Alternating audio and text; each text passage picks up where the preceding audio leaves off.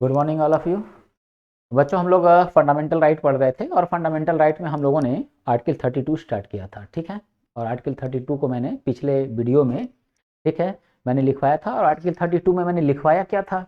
मैंने बताया था कि 5 प्रकार के रिट जो है जारी करता है सुप्रीम कोर्ट और हाई कोर्ट। ठीक है, सुप्रीम कोर्ट किस आर्टिकल के तहत जारी करेगा 5 प्रकार के रिट? आर्टिकल 32। हाई कोर्ट किस आर्टिकल के तहत रिट जारी करेगा?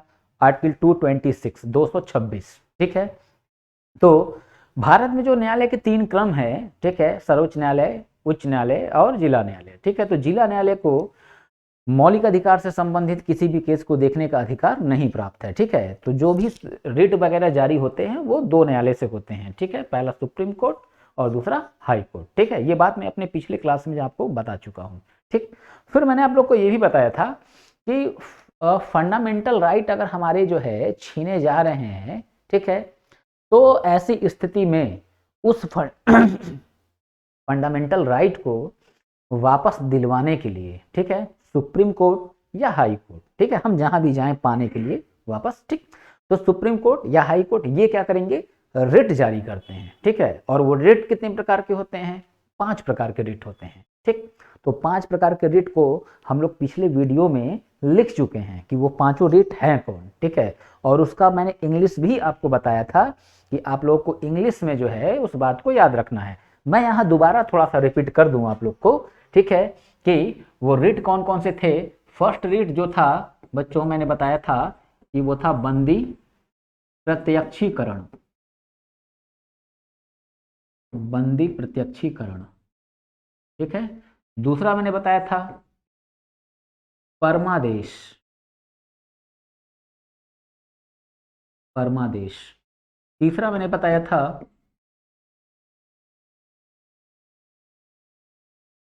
प्रतिषेध। चौथा बता रखा था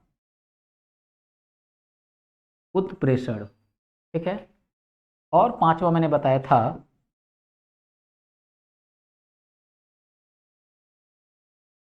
अधिकार परीक्षा। ठीक है बच्चों, ये 5 प्रकार के रिट मैंने आप लोग को बता दिया था और इसका इंग्लिश भी मैंने बताया था।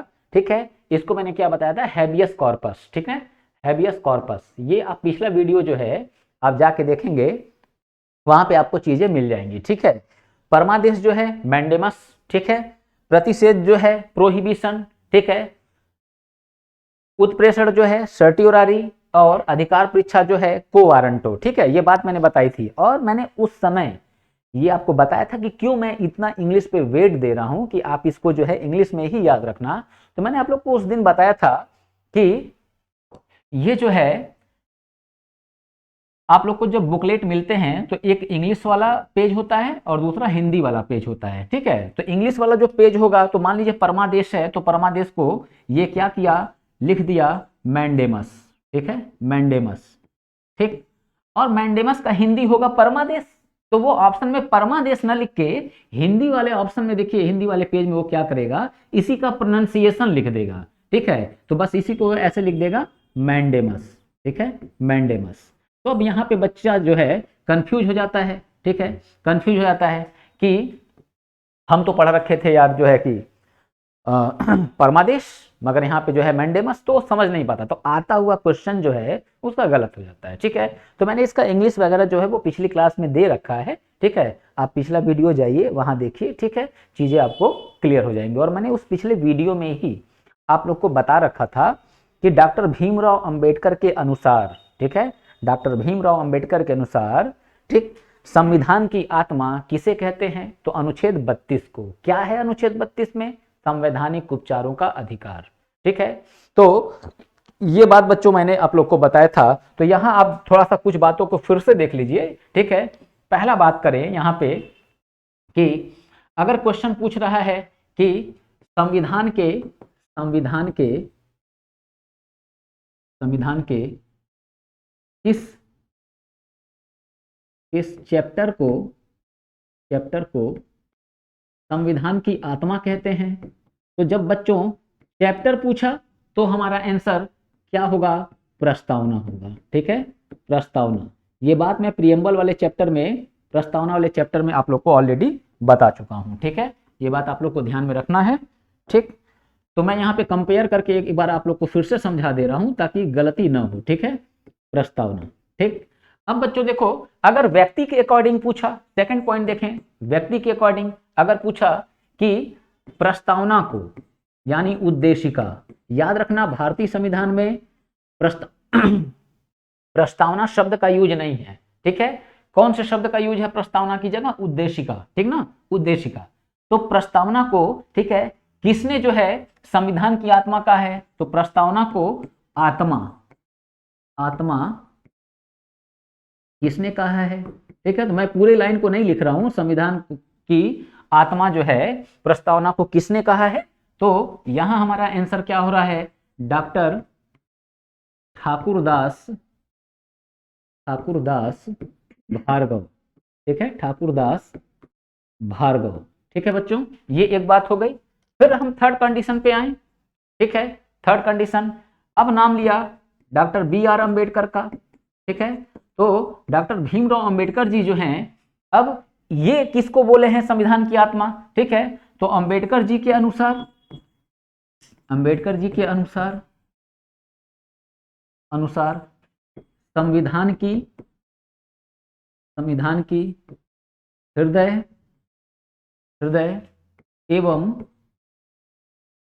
एवं आत्मा। ठीक है, किसे कहा गया है? तो आपका आंसर बच्चों यहाँ क्या होने जा रहा है? अनुच्छेद 32, या हम कह सकते हैं संवैधानिक उपचारों का अधिकार, जिसको हम लोग अभी पढ़ने वाले हैं। ठीक है, उपचारों का अधिकार। ठीक है, ये एक बात हो गई। अब बच्चों हम एक पॉइंट और देखें जो कि इसी टाइप का है। ठीक है, अब देखो चौथा पॉइंट, एक व्यक्ति हैं राजनीति विज्ञान के ज्ञाता जॉन ऑस्टिन। ठीक है, जॉन ऑस्टिन। तो जॉन ऑस्टिन जो हैं, इन्होंने एक चैप्टर को बोला है संविधान के हृदय एवं आत्मा। ठीक है, तो जॉन ऑस्टिन के अनुसार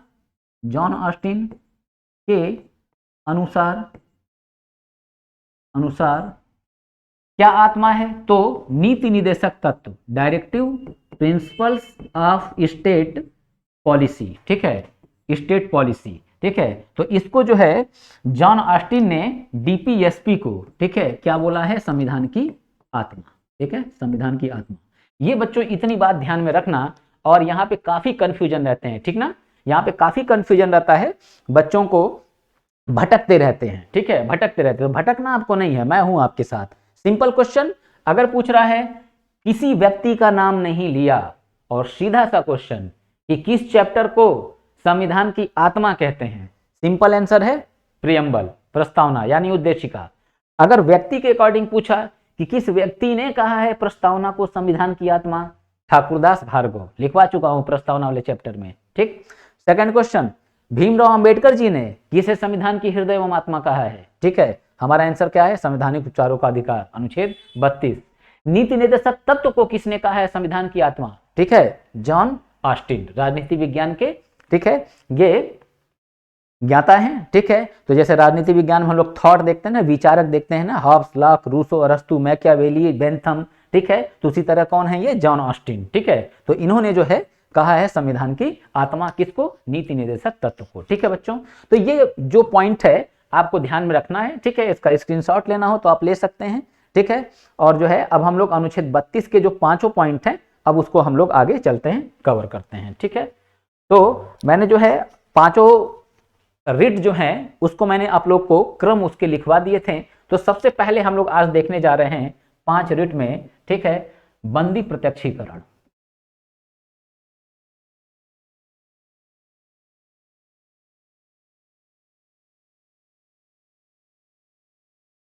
बंदी प्रत्यक्षीकरण, ठीक है।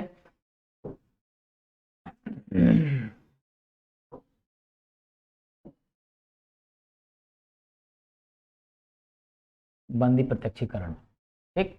और ये हो गया, तो क्या बोलेंगे इंग्लिश में? हैबियस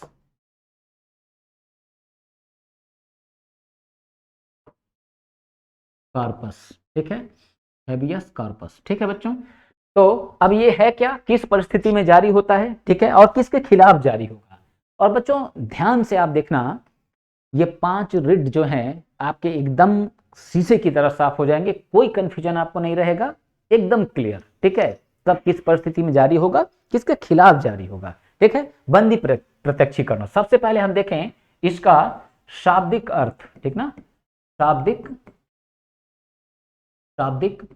अर्थ। ठीक है, तो शाब्दिक अर्थ क्या है? शाब्दिक अर्थ है एक मिनट। ठीक है, शरीर उपस्थित कीजिए,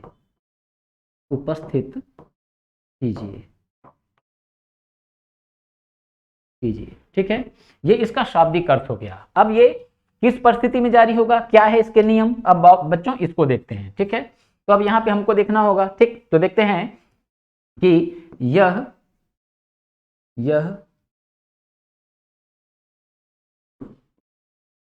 निजी व्यक्ति या ऐसे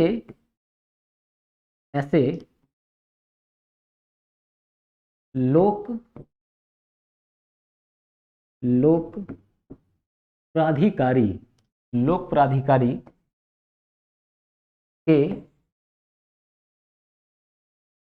के खिलाफ जारी किया जाता है जो किसी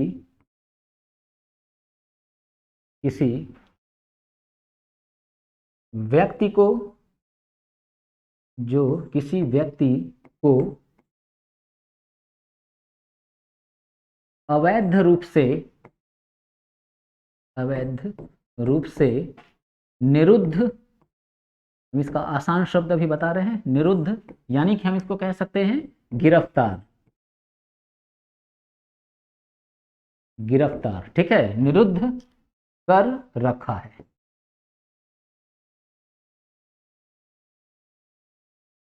ठीक है बच्चों, ये हमारी लाइन हो गई किसकी, बंदी प्रत्यक्षीकरण की। ठीक है, तो अब ये क्या कह रहा है, पहली बात तो शाब्दिक अर्थ क्या है, तो शाब्दिक अर्थ की बात करें बच्चों तो यहाँ पे शाब्दिक अर्थ है सशरीर उपस्थित कीजिए। ठीक है, तो सशरीर उपस्थित कीजिए, ये शाब्दिक अर्थ पूछता है, आपको ध्यान में रखना होगा। ठीक है, विशेष रूप से किसका, 3 शब्दों का शाब्दिक अर्थ, बंदी प्रत्यक्षीकरण, परमादेश और अधिकार परीक्षा, इन 3 शब्दों के, ठीक है, 3 जो है रिट के जो मतलब क्या है, इसके शाब्दिक अर्थ क्या है, वो आपसे पूछे जाते हैं। ठीक है, तो ये हम शाब्दिक अर्थ को देख लिए। अब ये है क्या, अब देखते हैं। यह निजी व्यक्ति, इस बात को बच्चों ध्यान में रखना, और लोक प्राधिकारी का सेंस क्या है, यहाँ पे बच्चों हम कह लें पुलिस विभाग। ठीक है, एसआई वगैरह, ठीक है, कांस्टेबल वगैरह, ये इनकी बात हो गई। ठीक है, तो यह ऐसे व्यक्ति या लोक प्राधिकारी के खिलाफ जारी किया जाता है जो किसी व्यक्ति को अवैध रूप से, ठीक ना, अवैध रूप से गिरफ्तार कर रखा है, यानी कि निरुद्ध कर रखा है। ठीक है, संवैधानिक शब्द यूज होंगे, इसलिए मैं संवैधानिक शब्दों का यूज कर रहा हूं, और जो हमारे जीवन में जो आसान शब्द हैं मैं उसका भी प्रयोग कर रहा हूं। ठीक है, तो निरुद्ध कर रखा है, ठीक, अवैध रूप से। अब अवैध रूप से निरुद्ध करना मतलब क्या है, सबसे पहले समझेंगे हम निजी व्यक्ति, यानी हम या आप। ठीक, अब जैसे समझ लो, मान लो मैं सूद पे पैसा चलाता हूं, ठीक है, चलाता नहीं हूं, एक समझाने के लिए बोल रहा हूं, सूद पे मान लो मैं पैसा चलाता हूं और 50,000 कोई जो है, 20,000 कोई बाकी है। ठीक है, मतलब मैंने दे रखा है, काफी टाइम से वो ब्याज भी नहीं दे रहा है और मेरा जो मूलधन है वो भी नहीं वापस कर रहा है। तो ऐसी स्थिति में मैं करता क्या हूं, उसको पकड़ के ले आके किसी कमरे में हम बंद कर देते हैं। ठीक है, बंद कर देते हैं और फिर कहते हैं कि जो है कि अब तुम यहीं बंद रहो, जब तक मेरा पैसा मिल नहीं जाएगा तब तक तुम इसी कमरे में बंद रहोगे, निरुद्ध रहोगे। ठीक है, तो अब ये क्या है कि अगर उसने कोई अपराध किया है तो न्याय करने का अधिकार हमारे पास नहीं है। न्याय करने के लिए इसीलिए एक संस्था का निर्माण किया गया है, न्यायालय। ठीक ना, तो गलती अगर कोई कर रहा है तो सजा देने का अधिकार मुझे नहीं है, सजा देने का अधिकार किसको है, न्यायालय को है। ठीक ना, जज को है। ठीक, तो अब क्या है, हमने जो है गिरफ्तार कर लिया, उसको पकड़ के रखा हुआ है। अब मैंने क्या किया, ये अवैध काम किया, ठीक है। तो यानी कि उस व्यक्ति को जो मैंने गिरफ्तार किया है, पकड़ा हुआ है, मेरे द्वारा उसको निरुद्ध करना, ये क्या हो गया, ये अवैध हो गया। तो इसलिए यहां लिखा है कि यह निजी व्यक्ति ऐसे लोक प्राधिकारी के खिलाफ जारी किया था जो किसी व्यक्ति को अवैध रूप से, ठीक ना, अवैध रूप से गिरफ्तार कर रखा है। तो अब मैंने गिरफ्तार कर लिया, तो अब देखो फिर अब इस कंडीशन में होगा क्या, जब कोई व्यक्ति गलती करता है, कोई अपराध करता है, तो हम उसके खिलाफ जाते हैं कहाँ, पुलिस के पास। अब मान लो पुलिस के पास गए, पुलिस ने मेरा नाम सुना, क्या पता भाई, हो सकता है बहुत दबंग टाइप का आदमी हूं मैं, और मेरा नाम सुना, पुलिस ने कहा कि भाई हम उनके खिलाफ तो कोई कार्रवाई नहीं कर पाएंगे, ठीक है। तो अब क्या होगा, अब उस व्यक्ति के घर वाले इतने कैपेबल नहीं है कि वो आके हमसे छुड़ा ले जाए, ठीक है। तब क्या होगा, ऐसी परिस्थिति में ही कोर्ट हमारी सहायता करता है, ठीक ना। चाहे सरकार गलती कर रही हो, चाहे कोई दबंग व्यक्ति गलती कर रहा हो, या पुलिस ही गलती कर रही हो, ऐसे हर कंडीशन में हमारा सहायता कौन करता है, न्यायालय करता है, ठीक है। तो ऐसी स्थिति में होगा क्या, उसके घर वाले जाएंगे कहाँ, न्यायालय में, और न्यायालय क्या करेगा, मेरे खिलाफ एक रिट जारी करेगा, और वो रिट क्या होगा, बंदी प्रत्यक्षीकरण का, ठीक है।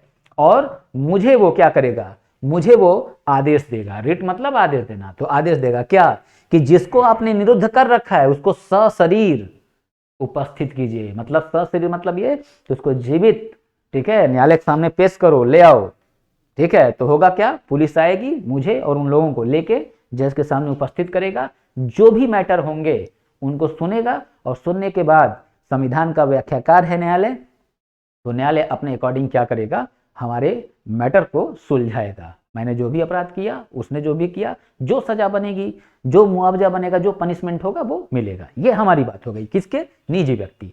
फिर कह रहा लोक प्राधिकारी। अब लोक प्राधिकारी में क्या है, अब लोक प्राधिकारी में क्या है बच्चों, जैसे मान लो आप, मैंने क्या बोला, फंडामेंटल राइट का जब वायलेशन होता है तो उसको रिटर्न कराने के लिए सुप्रीम कोर्ट और हाई कोर्ट क्या करते हैं, रिट जारी करते हैं। कितने, 5 रिट, ठीक। अब ये रिट देखो क्या है, आप लोग को मैंने फंडामेंटल राइट में पढ़ा है आर्टिकल 22, उसमें मैंने आप लोग को बताया कि किसी भी व्यक्ति को गिरफ्तार किया जाएगा, ठीक है, तो उसे 24 घंटे से ज्यादा, ठीक है, थाने में नहीं रखा जा सकता, ठीक है। मजिस्ट्रेट के सामने क्या करना होगा, उपस्थित उसे करना ही होगा, ठीक है, 24 घंटे के अंदर। तो अब मान लो पुलिस ने किसी व्यक्ति को अरेस्ट किया, तो पुलिस क्या हो गया, लोक प्राधिकारी। अब इसने क्या किया, 24 घंटे से ज्यादा हो गया है, मजिस्ट्रेट से अनुमति भी नहीं लिया, और बिना मजिस्ट्रेट को सूचना दिए अपने पास जो है 24 घंटे से ज्यादा उसको रख लिया, ठीक है। अगर आपको रखना है, कुछ साक्ष्य की आवश्यकता है, तो आपको मजिस्ट्रेट से लेनी पड़ती है अनुमति। जैसे आप लोग सुने होंगे आम जीवन में रिमांड पे लेना, ठीक है, तो वह अनुमति लेना पड़ता है, तो बिना अनुमति लिए रोक लिया। तो अब ये क्या हो गया, उस व्यक्ति के मौलिक अधिकार का हनन हुआ, ठीक ना। क्यों, क्योंकि 22 क्या बोला है कि किसी भी व्यक्ति को 24 घंटे से ज्यादा पुलिस जो है अपने अधिकार क्षेत्र में, ठीक है, या कारावास में नहीं रखेगा, ठीक है, नहीं रखेगा, मगर रख लिया।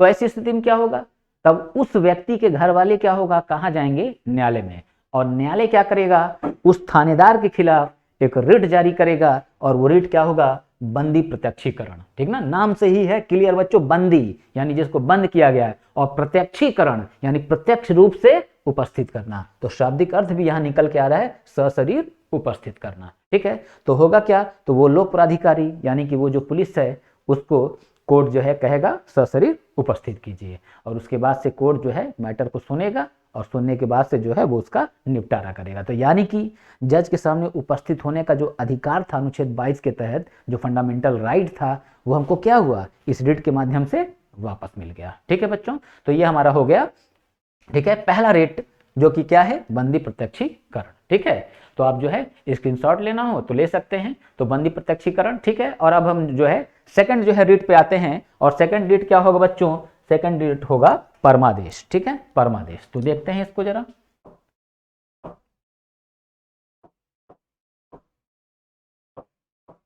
परमादेश, ठीक है, यानी हम इसको कह लें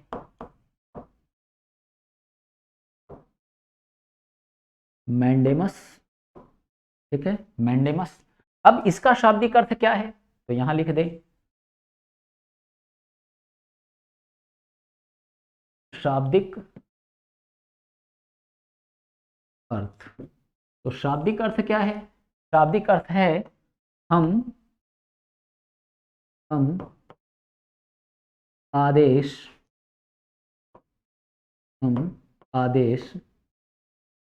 देते हैं। ठीक है बच्चों, शाब्दिक अर्थ क्या हो गया? हम आदेश देते हैं।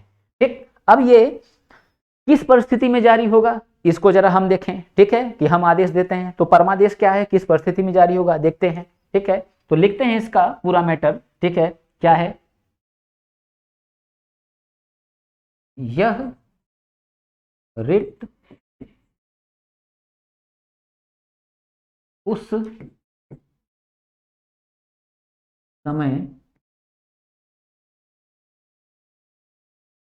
समय जारी किया जाता है,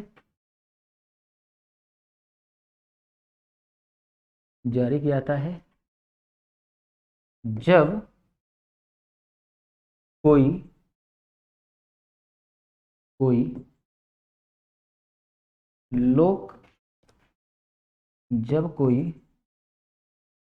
लोक प्राधिकारी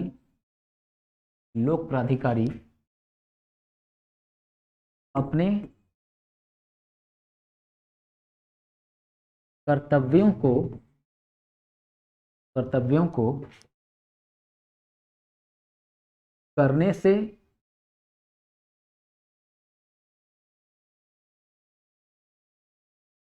इनकार करे या अपने कर्तव्यों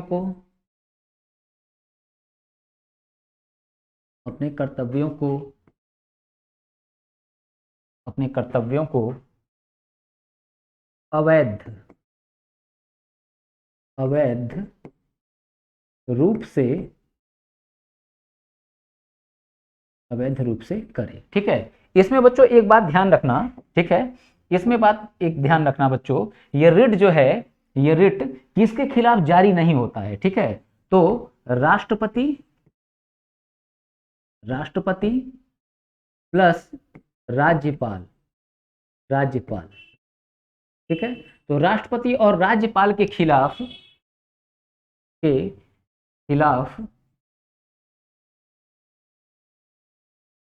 जारी नहीं होता।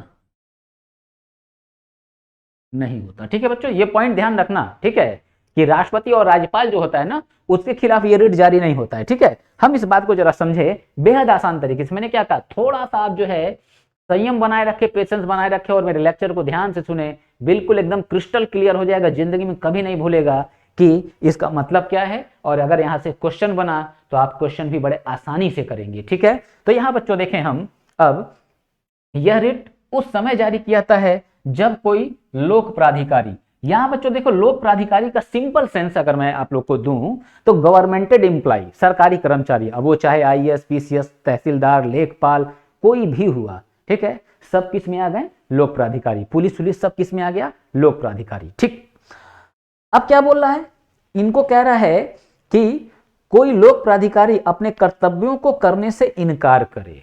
ठीक ना, अपने कर्तव्यों को करने से इनकार करे या फिर अपने कर्तव्यों को अवैध रूप से करे। ठीक ना, अपने कर्तव्यों को अवैध रूप से करे। ठीक है, और यहां क्या कह रहा है?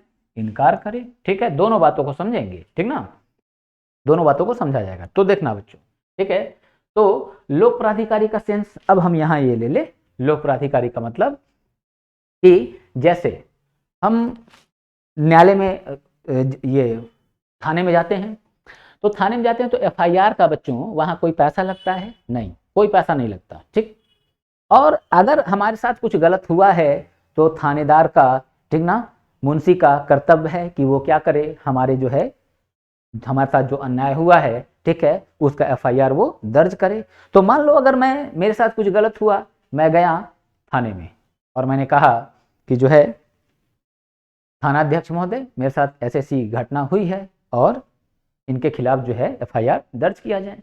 वो क्या करे? कहे कि नहीं, एफआईआर उनके खिलाफ, अच्छा नहीं, उनके खिलाफ तो हम एफआईआर दर्ज नहीं करेंगे। मान लो उनका कोई खास हो, कोई बड़ा नेता हो, तो एफआईआर नहीं दर्ज कर रहा है। ठीक है, एफआईआर नहीं दर्ज कर रहा है, तो अब क्या होगा? अब ऐसी स्थिति में हम भाई नक्सली तो है नहीं कि पुलिस से लड़ जाएंगे, तो फिर क्या होगा, ऐसी स्थिति में हम जाएंगे कहाँ, कोर्ट में। और जब कोर्ट में जाएंगे तो कोर्ट उस थानाध्यक्ष के खिलाफ रिट जारी करेगा, कौन सा, परमादेश का, ठीक है। और क्या बोलेगा, हम आदेश देते हैं, ठीक ना, शाब्दिक अर्थ क्या है, हम आदेश देते हैं। तो वो कहेगा हम आदेश देते हैं कि इनका FIR दर्ज किया जाए, ठीक है। तो क्या होगा, तो पुलिस जो है FIR मेरा दर्ज करेगा, ठीक। फिर क्या कह रहा है कि कर्तव्य को करने से इनकार करे, चलो ये बात क्लियर, या फिर अपने कर्तव्यों को अवैध रूप से करे, अवैध रूप से करे। तो अब अवैध रूप से करना मतलब बच्चों यहाँ क्या हो गया, अब अवैध रूप से करना मतलब यहाँ पे ये हो गया बच्चों कि मैंने चलो FIR कराने के लिए मैं गया, पुलिस ने कहा ठीक है और हम आपका FIR जो है दर्ज कर रहे हैं, मगर FIR दर्ज तब करेंगे उनके खिलाफ, ठीक है, जब आप जो है हमको 10,000 रुपये देंगे, ठीक है। तो अब वो क्या किया, अब अपने पद का वो दुरुपयोग कर रहा है, ठीक ना, अब वो अवैध रूप से अपने कार्यों को कर रहा है, ठीक है, अवैध रूप से कार्यों को कर रहा है। तो ऐसी स्थिति में क्या होगा, हम पैसा मान लो नहीं देना चाह रहे हैं, ठीक है, या आप कोई विभाग में गए, किसी भी विभाग में गए, वो आपसे जो है आपके काम के लिए पैसे मांग रहा है, लेखपाल के पास गए, नायब तहसीलदार के पास गए, जाति प्रमाण पत्र, आय प्रमाण पत्र कुछ भी बनवाना हो, वो कहा कि 10,000 रुपये दो तब बनेगा, ठीक। तो अब ये क्या हो गया, अपने कर्तव्यों को अवैध रूप से कर रहा है। तो ऐसी स्थिति में होगा क्या, हम जाएंगे कोर्ट, और कोर्ट क्या करेगा, उस लोक प्राधिकारी यानी तहसीलदार, लेखपाल या थानाध्यक्ष ही है, FIR नहीं लिख रहा था, तो फिर क्या होगा, उसके खिलाफ रिट जारी करेगा, कौन सा, परमादेश का, ठीक है। और कहेगा हम आदेश देते हैं कि आप अपने कर्तव्यों का निर्वहन जो है वो अवैध तरीके से नहीं बल्कि वैध तरीके से करिए, यानी लीगल तरीके से करिए, ठीक है बच्चों। तो ये जो है इस स्थिति में परमादेश जारी होता है। तो ध्यान रखना, ये लोक प्राधिकारी जो सरकारी कर्मचारी होते हैं उनके खिलाफ जो है जारी किया जाता है, ठीक है। अब देखो यहीं पे अगर एक क्वेश्चन पूछ लिया जाए, हालांकि जब ये रिट में नहीं बताया होता तो तुम लोग को समस्या होती, ठीक है, समस्या होती कि क्या इसका आंसर होगा। मान लो एक मैंने क्वेश्चन पूछ लिया, ठीक है, जो कि पूर्व के किस पेपर में पूछा हुआ, इस बात की मैं चर्चा नहीं करूंगा, एग्जाम में पूछा हुआ क्वेश्चन है, हायर एग्जाम में पूछा हुआ क्वेश्चन है कि शहर में एक दंगा हो गया था, ठीक है, दंगा हो गया है और DM जिलाधिकारी अपने पद पर रहते हुए भी उस दंगे को नियंत्रित करने के लिए कोई कार्यवाही नहीं कर रहा है, तो ऐसी परिस्थिति में उस जिलाधिकारी के खिलाफ कौन सा रिट जारी किया जाएगा।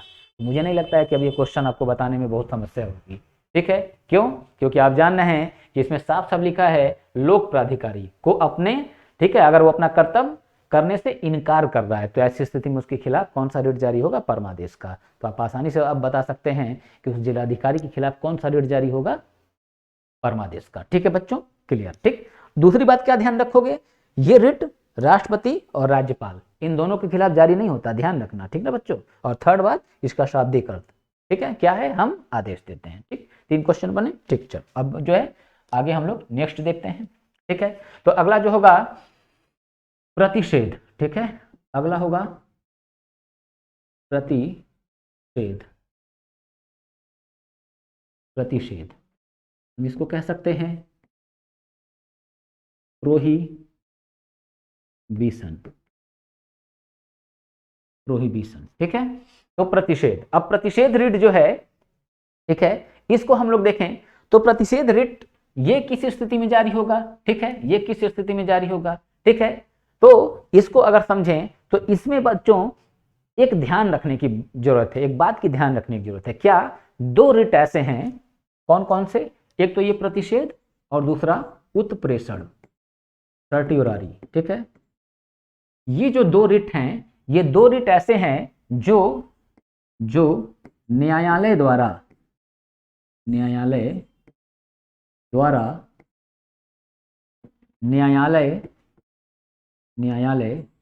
के खिलाफ,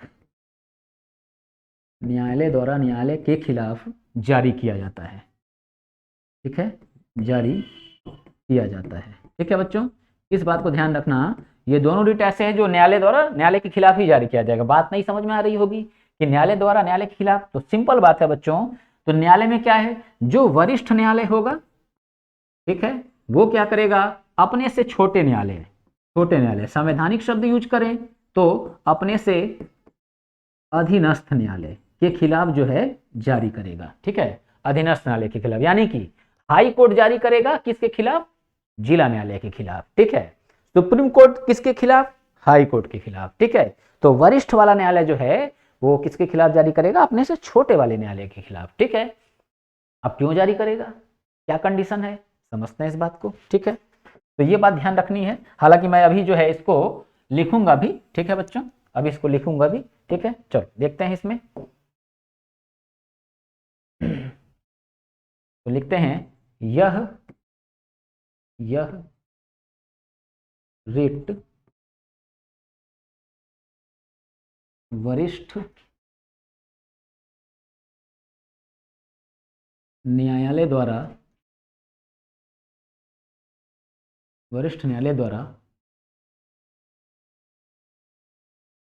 अपने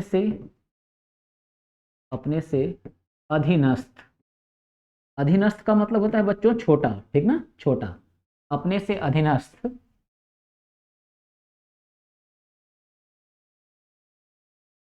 न्यायालय के खिलाफ जारी किया जाता है। यह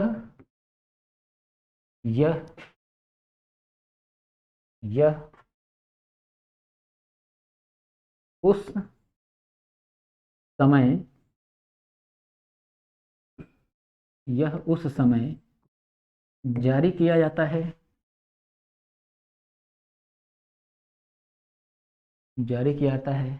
जब अधीनस्थ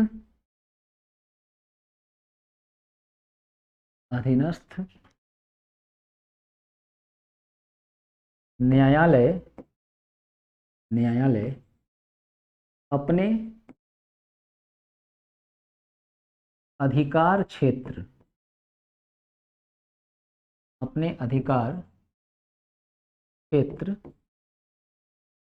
से बाहर जाकर कोई कार्य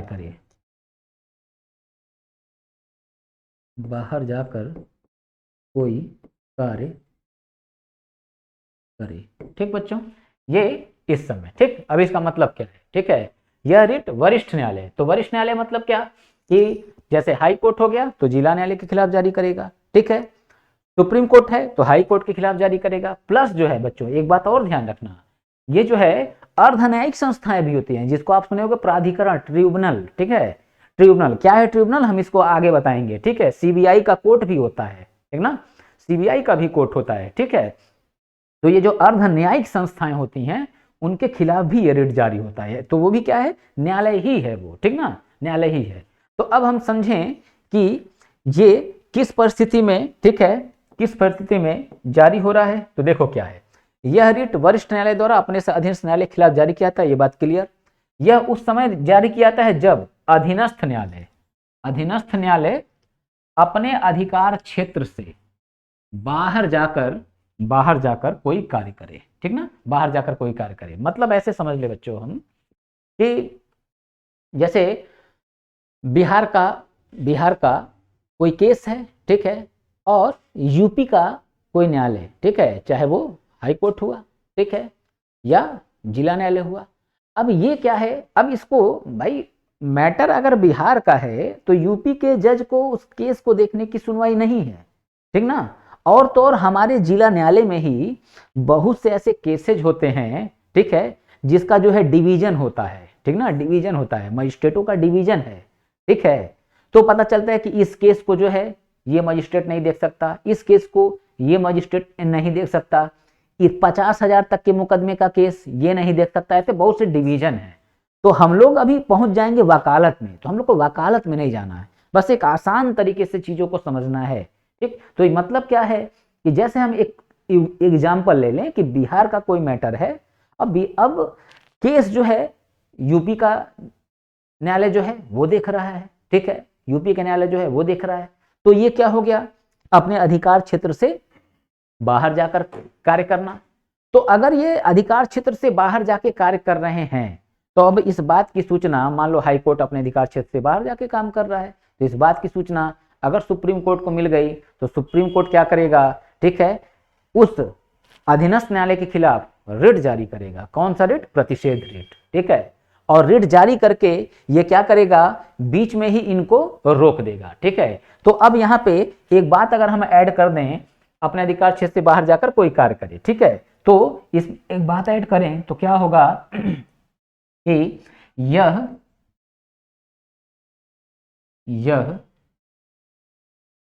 केस की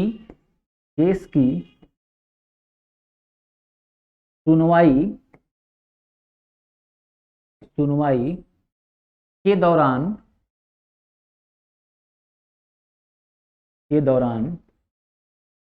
उसे रोकने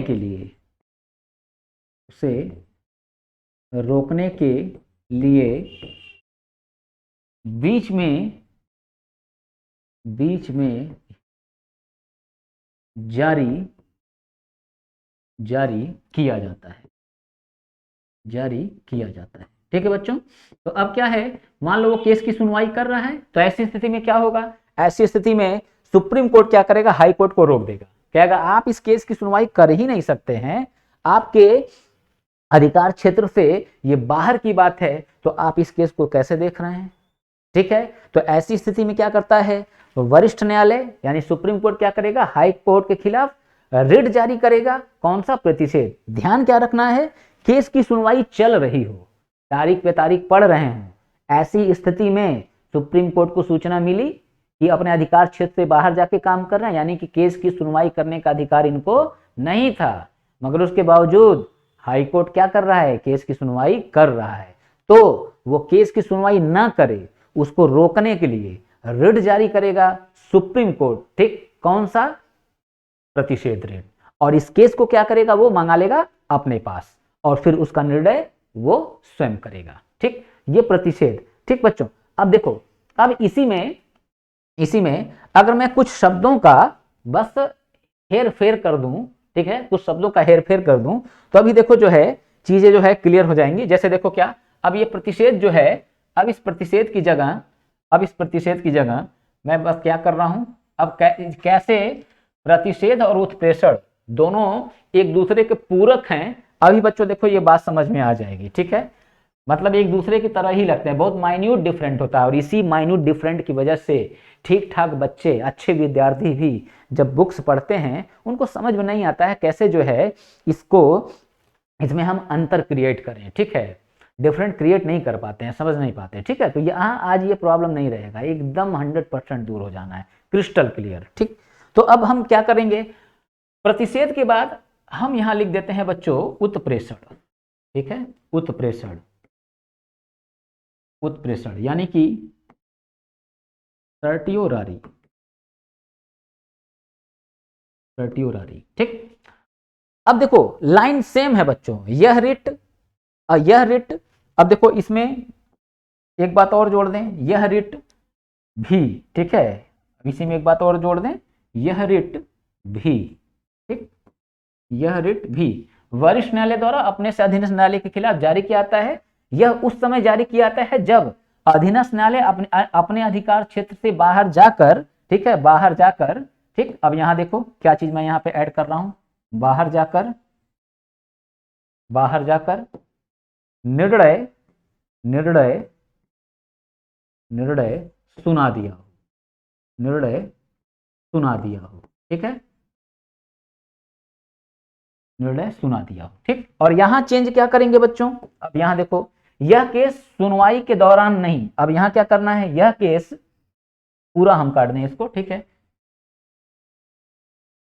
अब देखो यहां पे बस क्या लिखना है, यह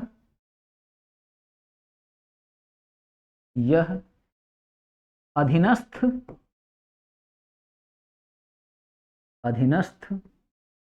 न्यायालय द्वारा दिए गए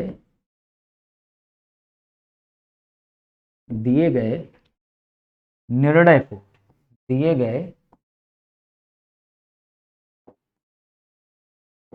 गए निर्णय को रद्द करने के लिए जारी किया जाता है।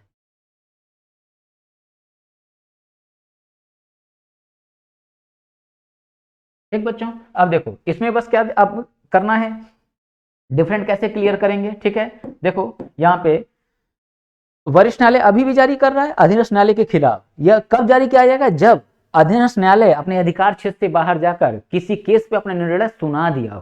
ठीक, हम लोग डिफरेंट को समझे। प्रतिषेध में बच्चों क्या था कि अधिकार नहीं है, केस की सुनवाई कर रहे हो, उसी दौरान बीच में ही सुप्रीम कोर्ट को सूचना मिल गई कि अपने अधिकार क्षेत्र से बाहर जाके, यानी कि केस की सुनवाई करने का अधिकार हाई कोर्ट को नहीं था, फिर भी ये सुनवाई कर रहा है, तो फिर क्या होगा? सुप्रीम कोर्ट रोक देगा कि नहीं, तुमको अधिकार नहीं है इस केस को देखने का। ठीक, ये केस हमारे पास भेजो। ठीक है, तो फिर क्या होगा?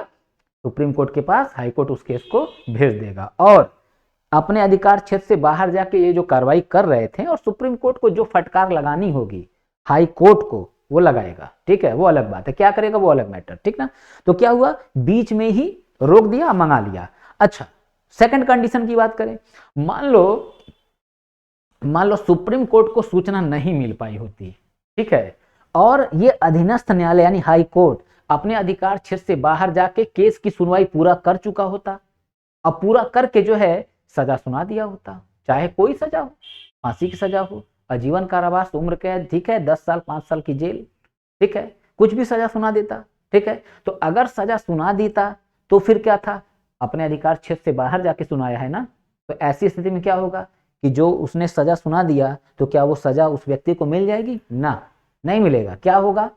अब सुप्रीम कोर्ट इस केस को क्या करेगा? अपने पास मंगाएगा और वो हाई कोर्ट के द्वारा दिए गए निर्णय को क्या करेगा? रद्द करेगा। कहेगा आप अपने अधिकार क्षेत्र से बाहर जाके काम किए थे, ठीक है, इसलिए हम आपके इस निर्णय को क्या कर रहे हैं? रद्द कर रहे हैं। ठीक है, और उस केस की सुनवाई सुप्रीम कोर्ट क्या करेगा?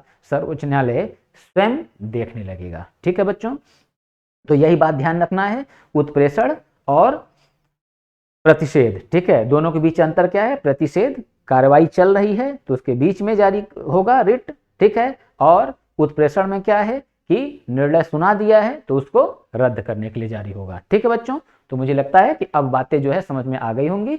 अगर थोड़ी बहुत कोई भी दिक्कत होगी, आप कमेंट के माध्यम से मुझे बताएंगे कि सर जो है अभी थोड़ी ये प्रॉब्लम मुझे है, ठीक है, तो मैं फिर जो है अपनी क्लास में, ठीक है, आपको उसको क्लियर कर दूंगा। ठीक है बच्चों, तो मेरी समझ से जो लोग वीडियो देखेंगे उनको ये बात समझ में आ जाएगी। ठीक है, दिक्कत होती है तो आप मुझे बताइएगा। ठीक, और लास्ट एक्ट पे आते हैं बच्चों, सॉरी लास्ट जो है रिट पे आते हैं।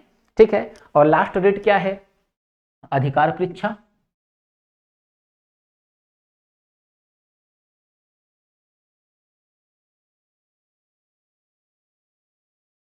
अधिकार परीक्षा, ठीक है,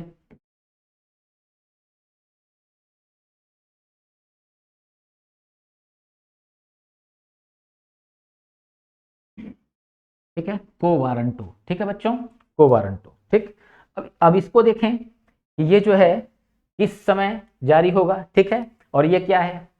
लिखते हैं यह रिट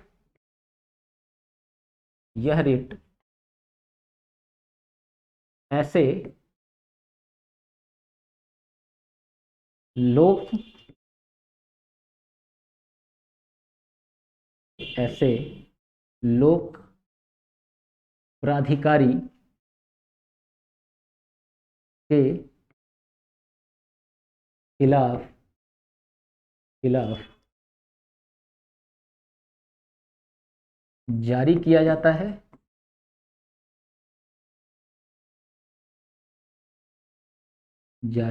है, जो जो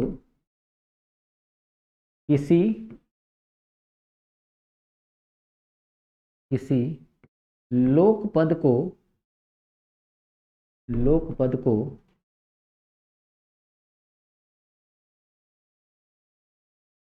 अवैध रूप से प्राप्त कर रखा है।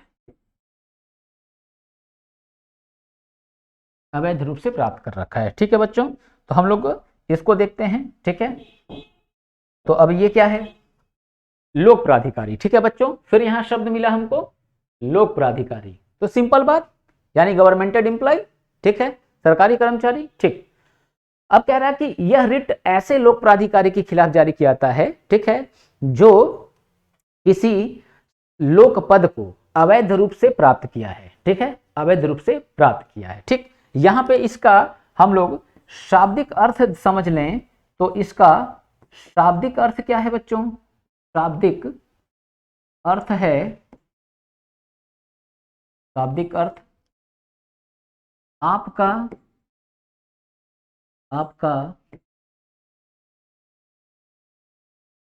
प्राधिकार क्या है,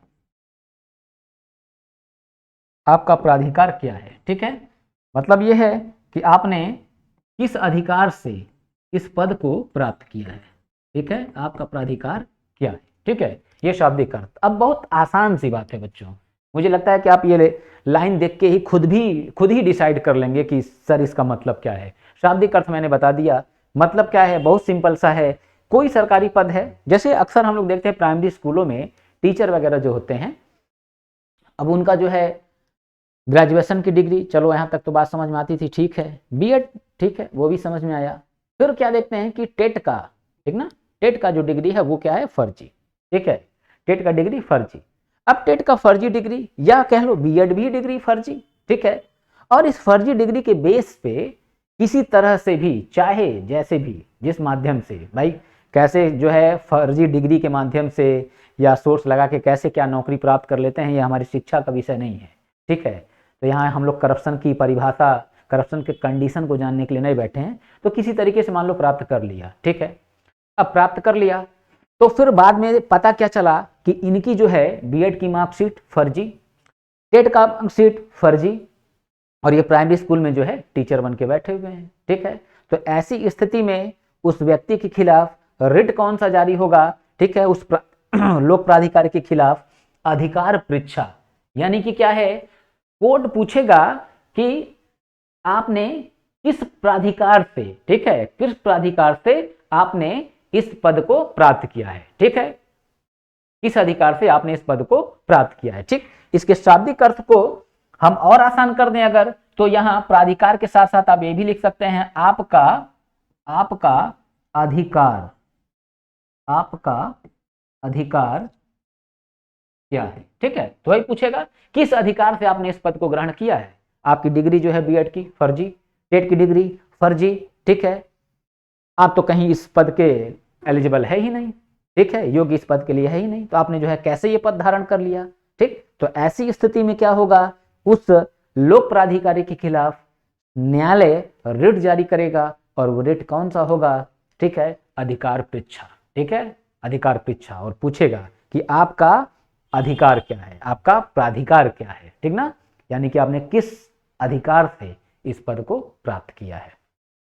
ठीक है बच्चों, तो इस कंडीशन में ये जारी होता है। तो हम लोगों ने बच्चों जो है 5 रिट जो थे, ठीक है, उसको पढ़ लिया।